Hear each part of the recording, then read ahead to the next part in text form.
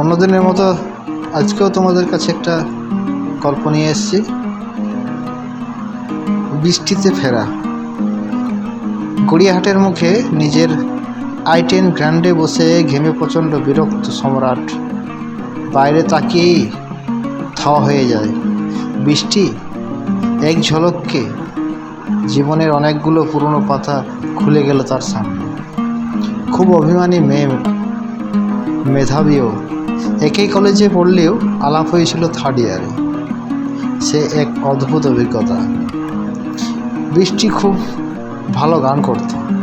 প্রত্যেকবার গানের কম্পিটিশনে নাম দিয়ে প্রথম হতো, সেবার শুধু সেকেন্ড হলো। আর সম্রাট ছিল সঞ্চালক। নাম বলাই হতেই বৃষ্টির চোখে নামলো বৃষ্টির ধারা। ব্যাস, একে সুন্দরী, তাই ক্লাসের মেধাবী ছাত্রী সম্রাটকে গলে জল।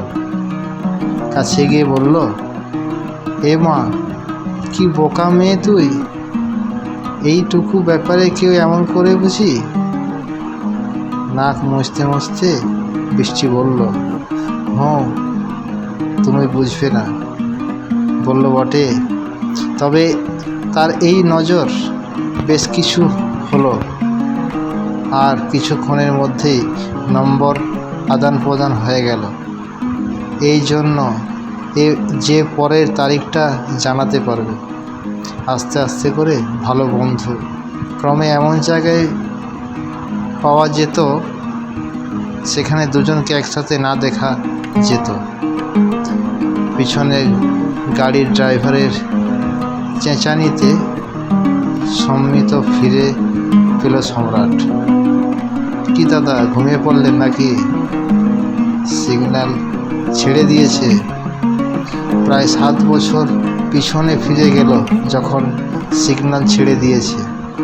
খেয়ালই করেনি সে। এদিকে বৃষ্টি কিন্তু এখনও ওপারের ফুটে একটা লোকের সাথে জিনিস নিয়ে দৌড়াদৌড়ি করছে। মুহূর্তে কিছু ভেবে নেয় সে।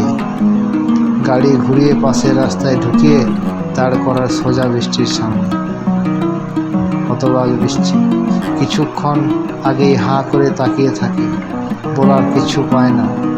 একটু সময় নিয়ে বলে, তুই তো সে আগের মতোই আছিস যে, একটুও পাল্টাসনি।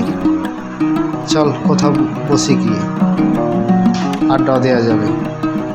একটু স্বস্তিতে লাগলেও না করতে পারল না বৃষ্টি।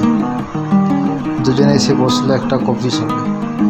প্রথম থেকে চুপ করে থাকাটার পরে কেটে গেল বৃষ্টির।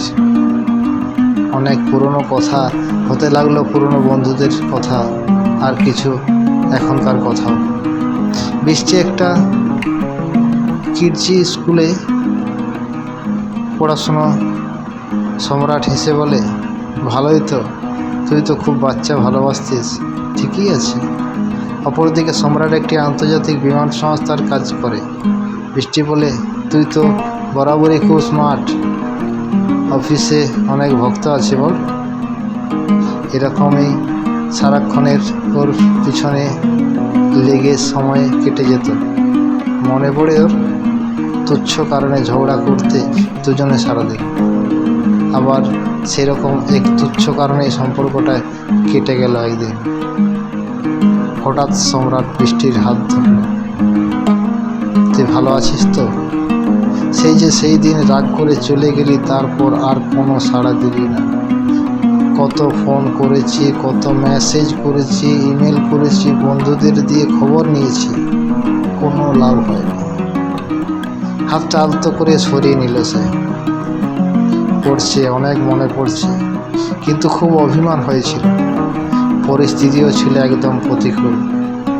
করার কিচ্ছু ছিল না। কিছুক্ষণ দুজনেই চুপ। তারপর সম্রাট বলল, তোর বর তো শুনেছি কলেজের অধ্যাপক, খুব রাশভারী মানুষ বুঝি। ঘুরিয়ে জানতে চাইছিস তো সত্যি ভালো আছি কিনা বল। হেসে ওঠে বৃষ্টি, একটু অপ্রস্তুত। সম্রাট, যদি জানতে চাই বা ভুল কি আছে বল। আসলে কি জিনিস তো আমরা যা চাই সব সময় তাই হয় না। অনেক সময় অন্য কিছুর জন্য নিজের তৈরি করতে নিতে হয়। একটু হেসে বলল, সবটাই শুধু আমারই শুনবি নাকি নিজের সম্বন্ধে কিছু বলবি? সম্রাট হাসল। আমার জীবনে তেমন কিছু একটা নতুন ঘটেনি। তারপর শুধু কাজ আর কাজ।